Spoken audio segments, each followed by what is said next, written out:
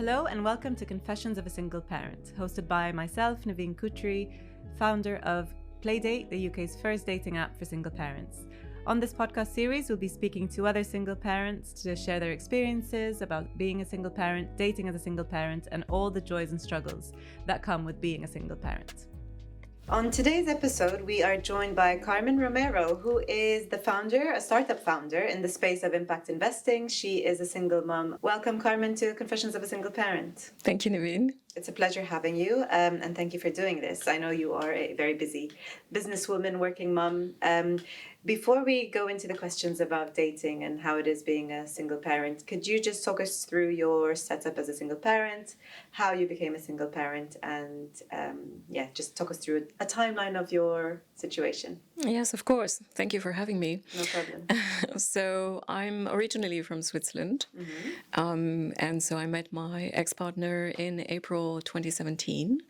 I was at the time living in the French-speaking side of Switzerland, and he was living in a different city in the German-speaking side. And so I decided to, for the first time in my life, prioritize my private life over my career.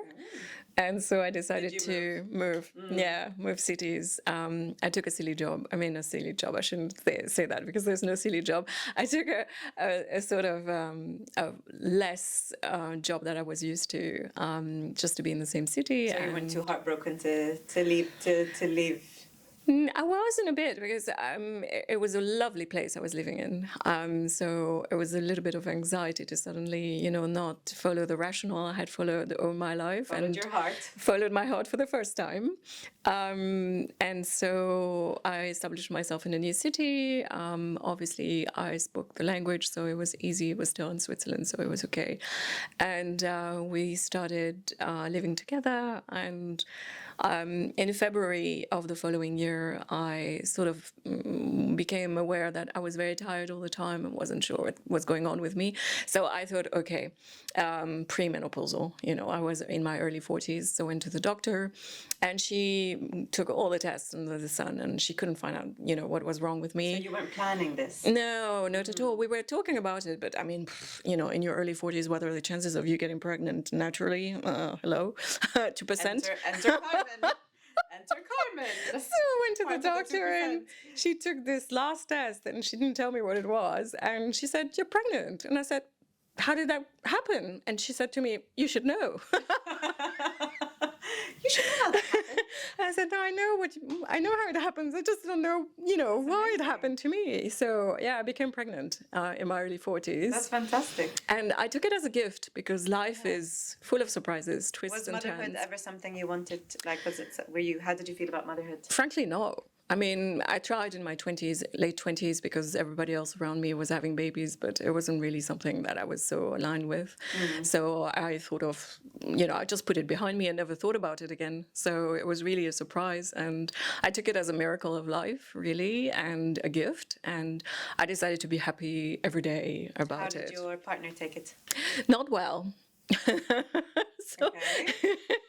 Is that when things started to go sour? Yes. Sour. Yes. Let's say that. Yes. Okay. So there's a difference between, we met on an app as well, and he wanted a family and to get married and settle down. But there's a difference between the theory and then the practicality. Yes, exactly. Of actually happening. So, so it was a bit of a shock for me to realize that we were not aligned on this, because this is the starting point of why we started dating. And then down the line, something happened which was not communicated to me. So there was a change of heart. And then that was it. So basically, I was alone for the first few months of my pregnancy. And then he came back, and, with hormones and everything, you say, yes, okay, come back, let's give it a chance. I had the baby. I had the best pregnancy ever, super healthy, super happy. And did you have support at that time? So was he around, the father, or was it more, were you on your own at that stage? He was around, but in Switzerland, there's no really parental leave whatsoever. So really?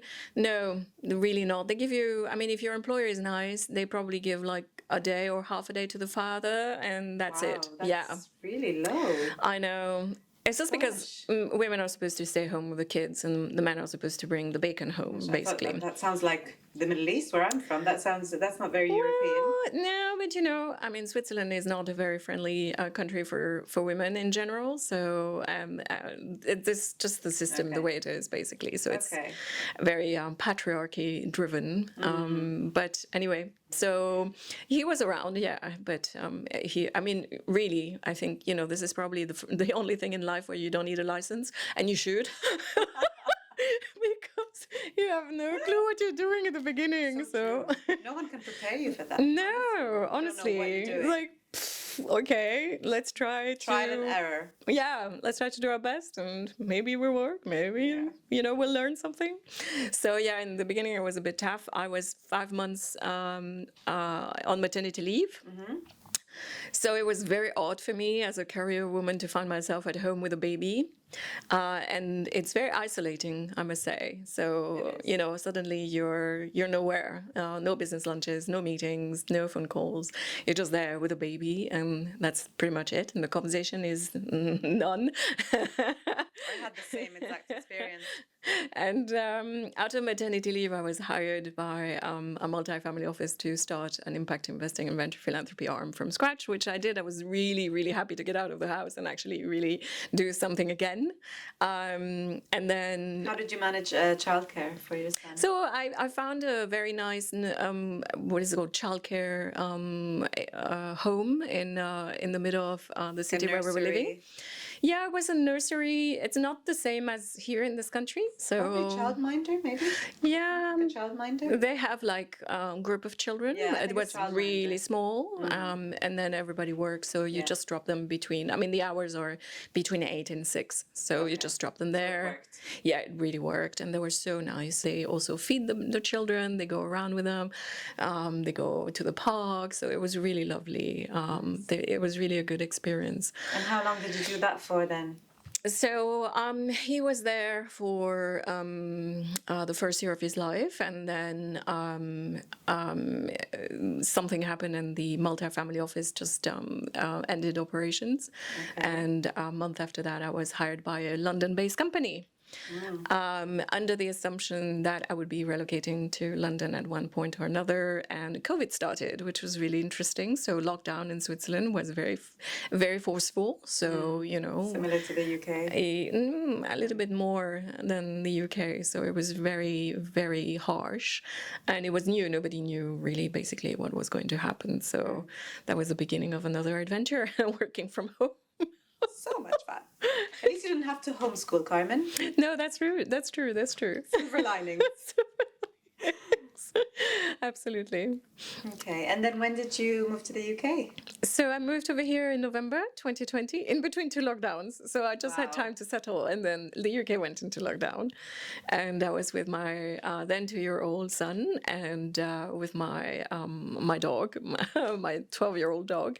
Oh, you brought the dog along, that's nice. I brought the, yeah, she traveled with the movers in the truck, so she was super happy.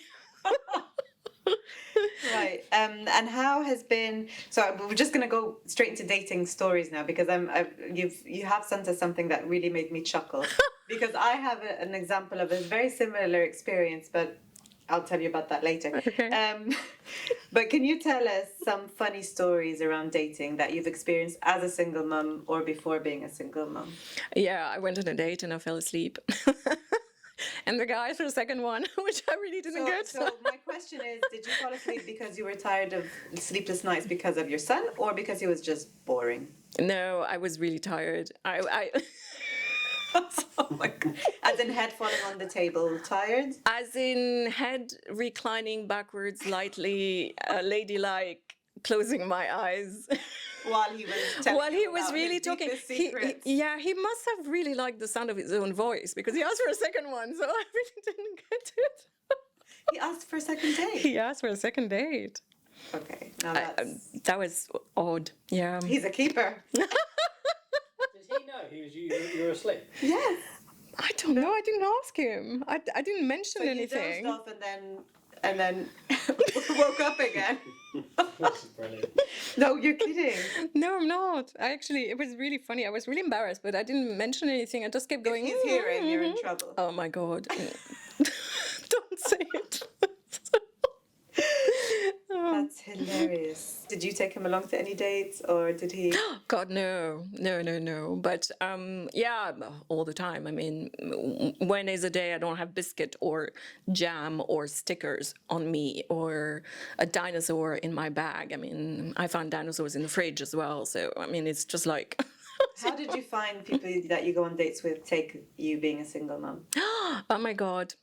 So usually they like the mum, but they don't want the package. Yeah. And Why it's do like, they like the mum? Just because she's responsible and. no, they like the mum because I'm funny and I'm entertaining, apparently. So, No, we don't want we don't want the full package. but we don't want the package. It's like, oh yeah, okay, and it's like, well, hello, and there's no option here. And do you often share that you're a mother from the first date? Oh yes, I mean, who has time to waste? Nobody. So it's on your profile when you're dating. Absolutely, It's all out there. absolutely. It's just there, open, and I'm quite proud to be a mum as well. So, Do you think that definitely. has stopped you on these dating apps from finding someone who's serious about having a relationship by you being a mum? Has that kind of made them not want the package, so hence not want to go on a second or third or take it any further? Yeah, absolutely. I mean, most of the time that's what happens. So they date you for a while, and then when it's starting to stick, they just run away just because they don't want to be a shadow for my son, and they have kids as well, but they just don't want to do it again. So that's it, basically. And it's just too much commitment, which is really interesting because I found out I didn't really have that much experience with dating apps before, but I found that although people are feeling lonely, and this is the reason why they are registering on online dating apps, that does not necessarily mean that they are actually emotionally available. Most of the time they're just lonely, so they're looking for the companionship online and That for is the a attention. great thing to say, actually, because that's so true. But that does not mean that they are actually physically and emotionally open to Ready. meeting someone else and making space for that person in their life and in their persona. So there's a huge difference, basically. Interesting. Okay, so I often ask this of our single parents. What are the things you love about being a single parent, things that you don't love about being a single parent? Because I always find the good and the bad in every situation. I have my personal thoughts about it, but I'd love to hear what you love about being a single parent. Sure. I think it's fun. My God, you laugh all the time, and your inner child is like full on. With the dinosaurs and everything. Yeah, I mean, permission to play, I mean, I don't know. I didn't have a necessarily very playful childhood, so I'm just taking back now. I'm just going for it. Childhood. Yeah, I am. I'm doing silly things and playing football and learning new tricks. And oh my God, YouTube is my best friend, I can tell you. It's just wing it until you make it. Yeah. Downside, 24/7. No I breaks. mean, no breaks, responsibility there all the time, and you need to learn to be stable in your mood, in your physical presence, because that's what they crave. So you need to be stable yourself. You need to be always in a good mood and be open and there emotionally and physically for them. And I don't think people realize how difficult that is, especially for single mums that work and have responsibilities and have worries and stresses and concerns, that you have to go home and put on the smiles and the fun, and that everything is fine, to just give the children that kind of attention. And I always found that really something that's very difficult to do, but something that we all have to do. We're kind of forced to, okay, I've got to be mum now and I have to be engaged and present. So that isn't easy. Agreed. I think it's just putting the child first, and just making sure that they always have the same access to us, to our attention, to our love, to our physical, touch. So it's just very important. Yeah. And I think you're probably like me, because I'm not originally from here and I don't have family here. I don't have much of a support system. So have you found your village, as they call it? Do you have a good group of people around you that support you, people that act as family? Where do you find your support? So I have an amazing community where I live, amazing neighbors. I have very good friends now.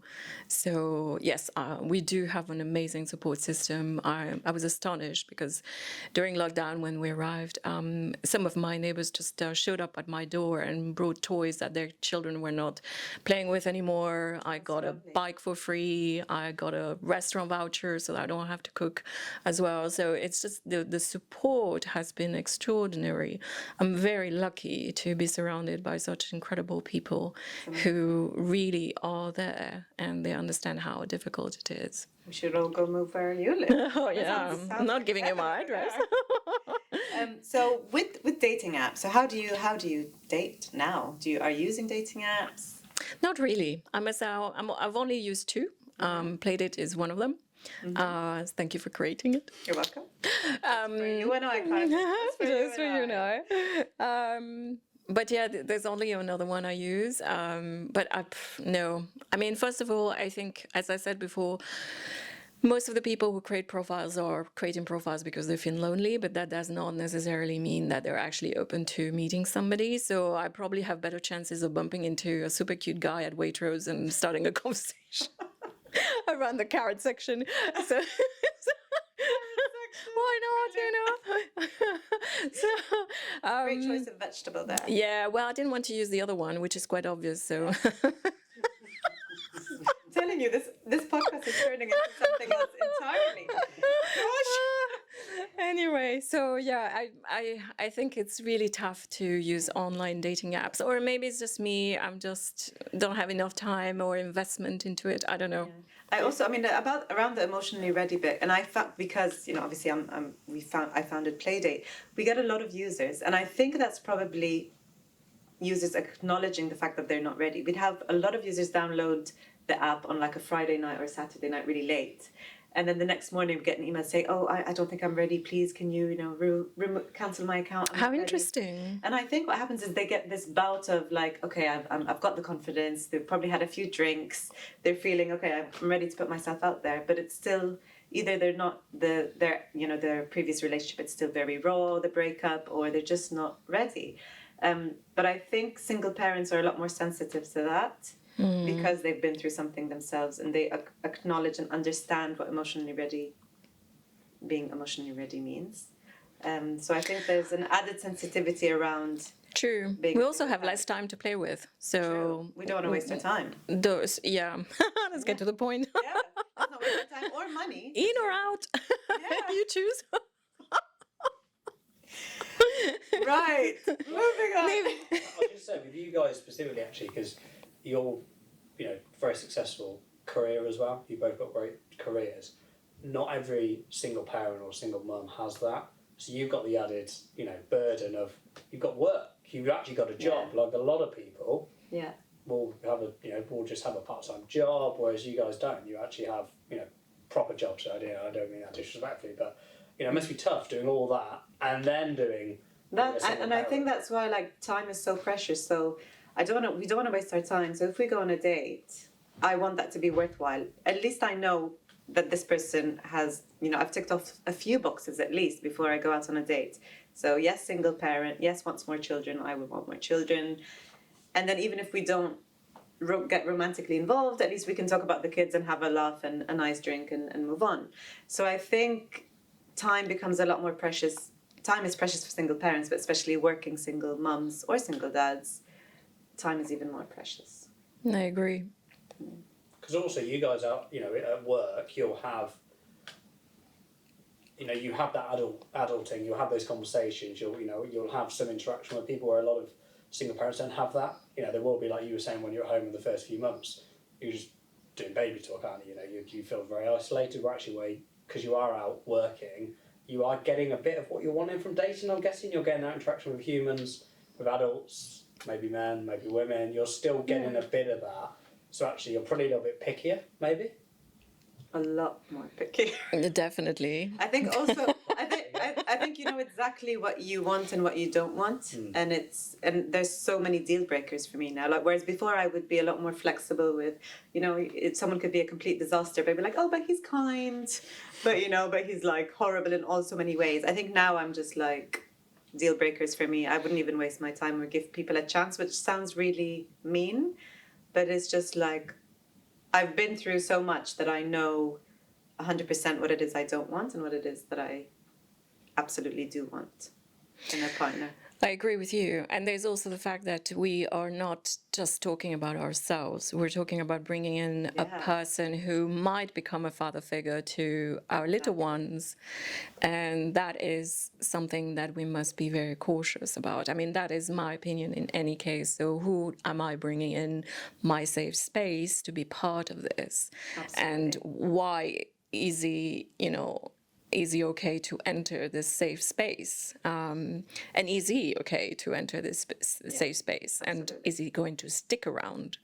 Because if he's just 6 months, it's not worth getting him in, because, my child will have an attachment. But then how do you know? It's like I never predicted that I'd be a divorced single mom. It's not something, I've been in this situation out because I was forced into it because of what happened in my relationship, but it doesn't mean that I went into it wanting to be a single mom. It's not something I chose to do, but it's how do you can't predict that. No, you cannot. But if they are your best friend and you have great communication, as long as you have those two, I think there's a good chance that you can talk through anything and have a friendship as a base.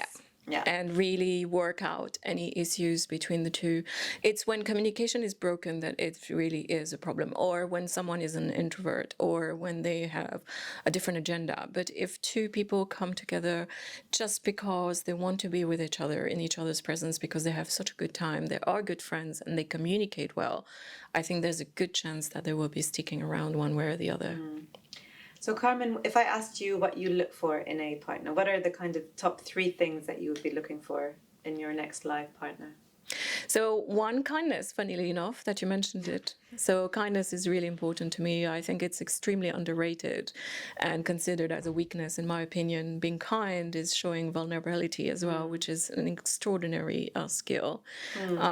Empathy as well is very important on my list. I want someone who is patient and has empathy and understanding of situations and can relate to them. So probably someone who has children as well, because there's so much flexibility needed when you have a child. Yeah. And then somebody who is open to receiving me in their life, who makes space for me and makes me feel special. That is really important as well. Okay. Well, I wish you all the best of luck in your dating journey, Carmen. And Thank I you. hope Playdate offers you some wonderful men, women, whatever you're into, to give you those things. Thank you so much, Naveen. Before we end the episode, I wanted to ask you, how would you describe single parenthood in 3 words? Fun, adventure, and quite a journey. Amazing. Great. Well, thank you so much, Carmen. It's been such a pleasure. Thank you for listening in today. We hope you enjoyed today's episode. Watch out for the next one. And if you'd like to find out more, please head over to our socials at GoToPlaydate or visit our website at gotoplaydate.com, where we share a range of content. You can also download Playdate via your preferred app store. So if you're thinking about going back into the dating scene, download Playdate today.